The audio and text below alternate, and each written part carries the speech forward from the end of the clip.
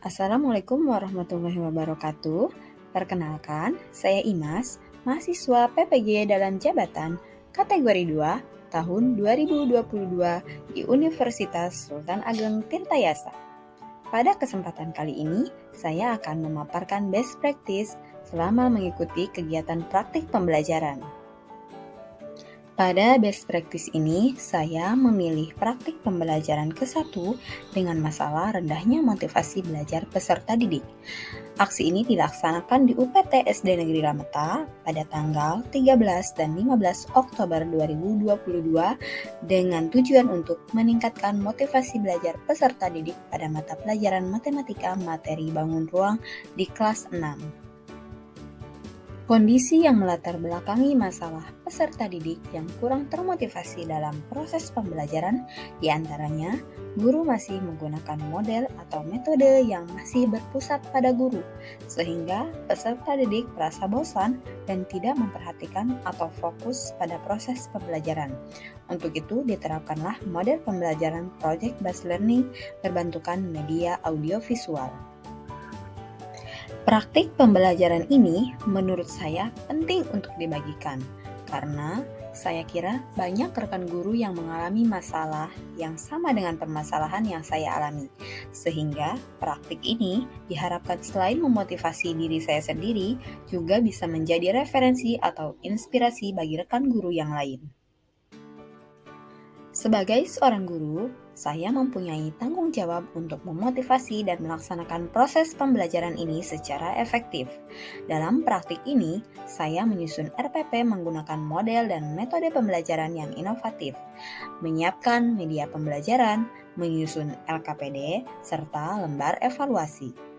Dengan menyusun perangkat pembelajaran dan melaksanakan kegiatan praktik tersebut, diharapkan motivasi peserta didik meningkat dan tujuan pembelajaran serta hasil belajar peserta didik dapat tercapai.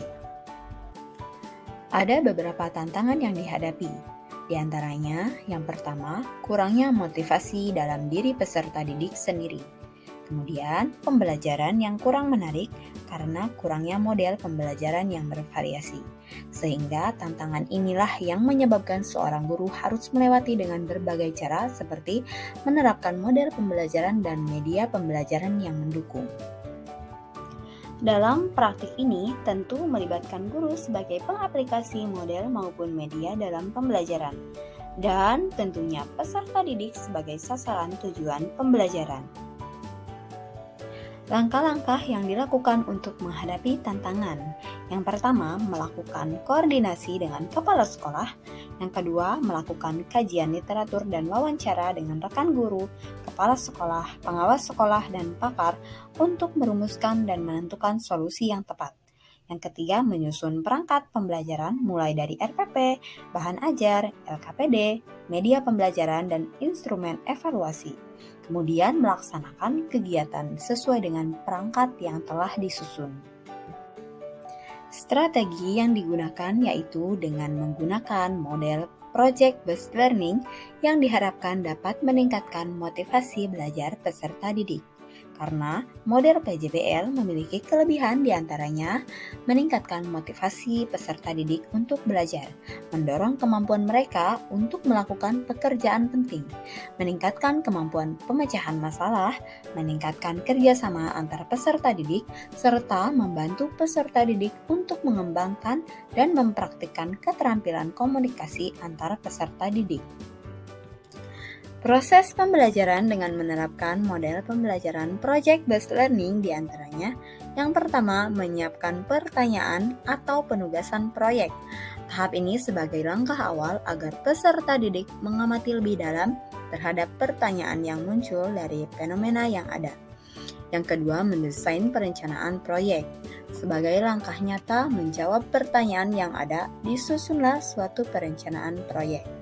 Yang ketiga, menyusun jadwal sebagai langkah nyata dari sebuah proyek, di mana penjadwalan ini sangat penting agar proyek yang dikerjakan sesuai dengan waktu yang tersedia dan sesuai dengan target.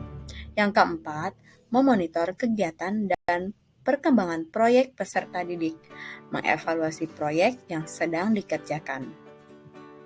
Yang kelima, menguji hasil proyek, yaitu mempresentasikan hasil proyek di depan kelas secara bergantian, dan guru memberikan penguatan terhadap presentasi kelompok. Dan yang terakhir, mengevaluasi pengalaman belajar. Dampak dari penerapan model pembelajaran project-based learning berbantukan dengan media audiovisual membuat peserta didik lebih termotivasi dalam belajar.